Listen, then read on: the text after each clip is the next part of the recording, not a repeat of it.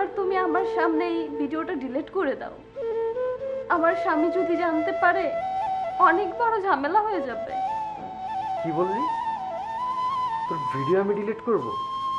হ্যাঁ, আমি তোকে কথা দিছিলাম তুই যদি আমার সাথে সময় কাটাস তাহলে আমি তোর ভিডিও ডিলিট করব, কিন্তু না, এই ভিডিওটা ডিলিট করা যাবে না। যদি ডিলিট করে দিই তাহলে তোকে তো আমি আর কাছে পাবো না। এই ভিডিওর জন্য হলেও তোকে আমার কাছে আসতে হবে। আমি তোমাকে শেষবারের মতো বলছি, এই ভিডিওটা তুমি ডিলিট করে দাও। আমার স্বামী যদি জানতে পারে আমার সংসারটা ভেঙে যাবে, আমার সংসারে অশান্তি হবে।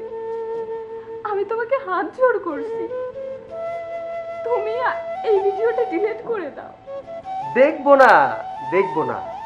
তুই যদি আমার কথা মতন ঠিকঠাক সময় আমি যখন ডাকবো তখন যদি আমার কাছে আসিস তাহলে ভিডিওটা কারো কাছে যাবে না।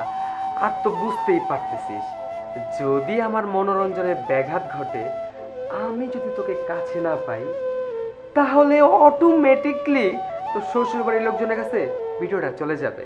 শুধু তোর শ্বশুর বাড়ির লোকজনের কাছে না, এই ভিডিওটা ইন্টারনেটেও ছাইরা দিব।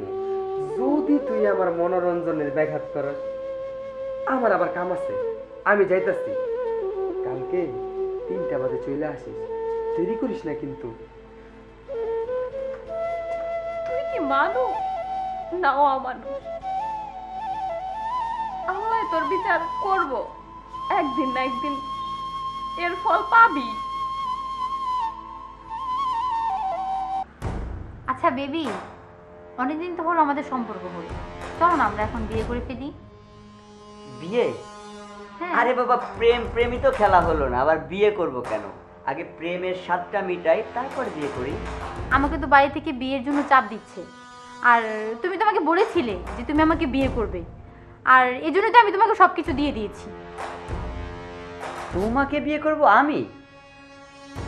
আরে যে মেয়ে বিয়ের আগে তার বয়ফ্রেন্ডকে সব কিছু উজাড় করে দিতে পারে, সেই মেয়ে বিয়ের পরে আমার থেকে ভালো একজন পায়ে হেয়ারে যে সব কিছু দিব না, এর কি গ্যারান্টি আছে? তোমার মতো মেয়েকে বিয়ে করা আমার পক্ষে সম্ভব না। আচ্ছা বাবু, আমি তো তোমাকে ভালোবেসে সব কিছু দিয়েছি, আর আমাদের শারীরিক সম্পর্কের সময় তুমি তো এটা ভিডিও করে রেখেছিলে, আর এখন তুমি এই কথা কেন বলছো? আরে এই জন্যই তো আমি সেদিন ভিডিও করে রেখেছিলাম, যখন তোকে ডাকবো তখন তুই আমার বিছানায় আসতে বাধ্য থাকবি। আর যেদিন থেকে আমার বিছানায় আসা বন্ধ করে দিবি, তোর আর আমার যে শারীরিক সম্পর্কের ভিডিওটা আছে সেটা আমি ইউটিউবে ভাইরাল করে দিব। যাক, আমার এখন তাড়া আছে, জরুরি একটা কাজ আছে। কালকে যখন ডাকবো সুর করে চলে আসবি। ভালো থাকিস।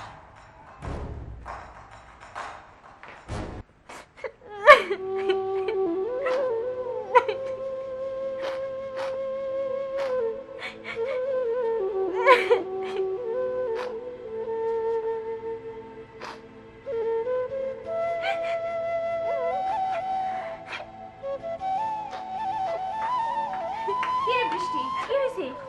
তুই কান্না করছিস কেন? কি হয়েছে আমাকে বল। মামি, রোহন আমার সাথে 2 নম্বরে করছে মামি। এসব তুই কি বলছিস? রোহন তোর সাথে বেইমানি করেছে মানে? রোহন আমাকে ধোকা দিয়েছে মামি। রোহনকে আমি অনেক ভালোবাসতাম মামি। ও আমাদের শারীরিক সম্পর্ক সবকিছু ভিডিও করে রাখছে মামি। এখন আমাকে বলতেছে ও নাকি সবকিছু ভাইরাল করে দেবে ভাবি, তুমি কিছু একটা করো ভাবি। এসব তুই কি বলছিস? রোহন তোর সাথে এত বড় একটা বেইমানি করেছে? কথায় আছে না, ইট মারলে পাটকেলটা খেতে হয়।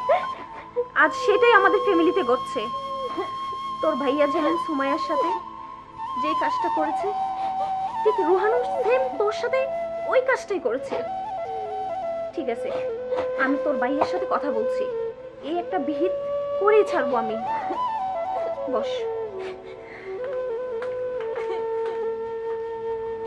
আচ্ছা ঠিক আছে, মালটা কিন্তু আজকে ডেলিভারি করতে হবে। এই ফোন রাখো, তোমার সাথে আমার কিছু কথা আছে। তোমাকে আমি আগেই বলেছিলাম সুমাইয়ার ভিডিওটা তুমি ডিলিট করো না, তুমি আমার কথা শুনোনি।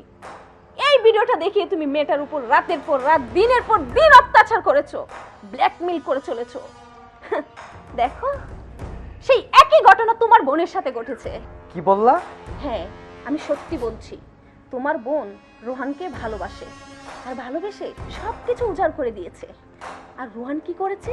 গোপন ভিডিও ধারণ করে রেখেছে, আর সেই ভিডিও দিয়ে রোহান দিনের পর দিন, রাতের পর রাত তোমার বোনকে ব্ল্যাকমেল করছে।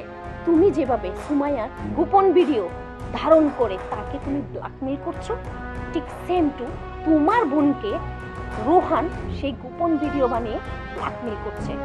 এখন কেমন লাগছে তোমার বলো? ভালো লাগছে না? হাসো না, একটু হাসো। কি বললা?